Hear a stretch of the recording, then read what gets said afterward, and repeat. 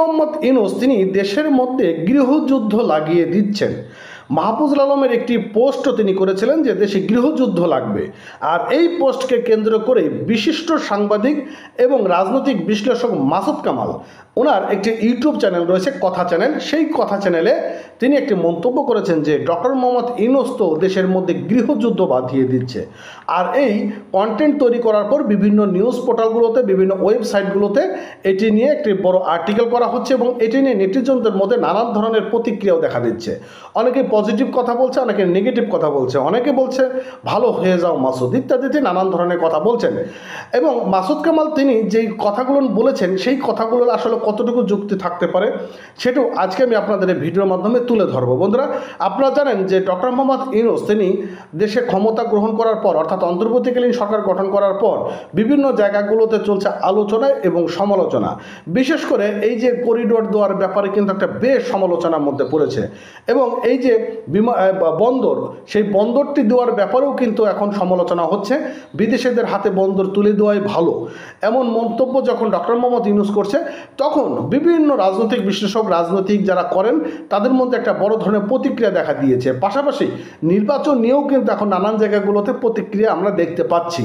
তো কী বলছে আজকের এই নিউজটিতে? কালের কণ্ঠের এরকম একটি নিউজ প্রকাশ করেছে যে মাসুদ কামাল তিনি যে তার কথা চ্যানেলে বলেছেন সেটি বিষয়গুলো আমরা একটু তুলে ধরার চেষ্টা করব, ভিডিওটি কন্টিনিউ করার চেষ্টা করবেন।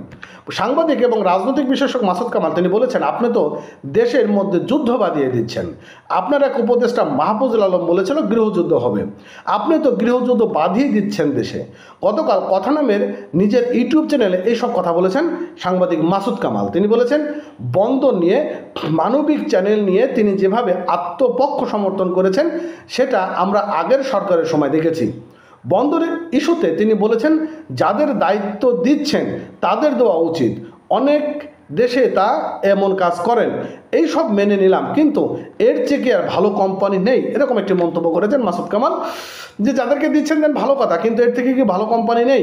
তিনি আরও বলেছেন ধরুন আপনি চট্টগ্রাম যাবেন, মানে তিনি একটা উদাহরণ হিসেবে বলেছে। আমি বললাম যে আপনি BMW গাড়িতে যান, সব থেকে আরামে যেতে পারবেন, আমি কি ভুল বললাম? না, কিন্তু আপনি কি যাবেন? না, যাবেন না। আপনি কেন যাবেন না? কারণ তেলের দাম দিয়েই তো কুলাতে পারবেন না। আপনি BMW কিনবেন কিভাবে? আপনার তো টাকা নাই, সামর্থ্য নাই, তো আপনি বলবেন আমার জন্য সেই মাধ্যমই ভালো যেটা নিরাপদ হবে, কম খরচ হবে, আমার সামর্থ্য থাকতে হবে। বলতেনি এই কথাগুলো আর কি বলছেন, আপনি যে সেরা কোম্পানিটা আনলেন সেটা কি আন্তর্জাতিক কোনো প্রতিযোগিতার মাধ্যমে এনেছেন? আপনার কাছে তো মনে হয়েছে এটাই সব থেকে সেরা কোম্পানি, আমি কাজ দেব। তো আপনি ব্যক্তিগত কাজ নন, এটা রাষ্ট্রের কাজ, আপনাকে নিয়ম মেনেই চলতে হবে। মাসুদ কামাল আরও বলেন ভয়ঙ্কর ভাষা আপনার, আপনি বলেছেন আমি দেশবাসীর প্রতি আহ্বান জানাই আপনারা নিজেদেরকে ভিত্তিহীন বিরোধিতা এবং অপপ্রচার শিকার হতে দিবেন না।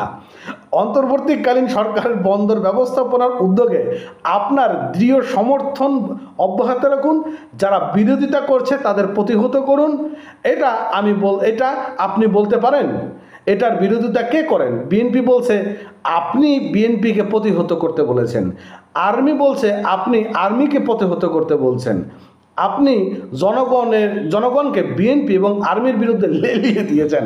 মানে ওনার যে কথা বলার স্টাইলগুলো আপনারা তো ভিডিও দেখেছেন, সেই রকম কথাবার্তার স্টাইল, কিন্তু এটা নিয়ে আসলে অন্য কোনো প্রতিক্রিয়াও হবে কি না।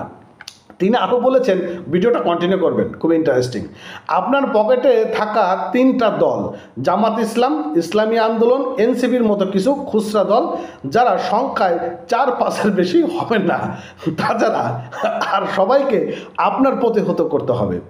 আপনার এই দলগুলো প্রতিহত করতে পারবে? আপনি তো দেশের যুদ্ধ বাঁধিয়ে দিচ্ছেন।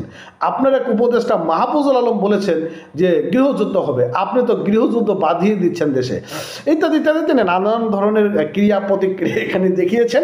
আর এটি নিয়ে এখন বিভিন্ন মহলে বিভিন্ন নেটিজনরা সমালোচনা করছে, আলোচনা করছে। তো যেহেতু ডক্টর মোহাম্মদ ইউনূস বলছে যে আমাকে নিয়ে বা আমাদের সরকার নিয়ে ধুমসে সমালোচনা করা উচিত, এখন দেখা যাক যে মাসুদ কামাল তিনি আসলে কোনো মানে বুলেটিনের শিকার হন কিনা। বা মপের শিকার হন কিনা সেটাও কিন্তু এখন একটা দেখার ব্যাপার রয়েছে। তো যাই হোক, ভালো থাকবেন। আপডেট পেতে অবশ্যই চ্যানেলটা সাবস্ক্রাইব করতে ভুলবেন না। এতক্ষণ সঙ্গে থাকার জন্য ধন্যবাদ।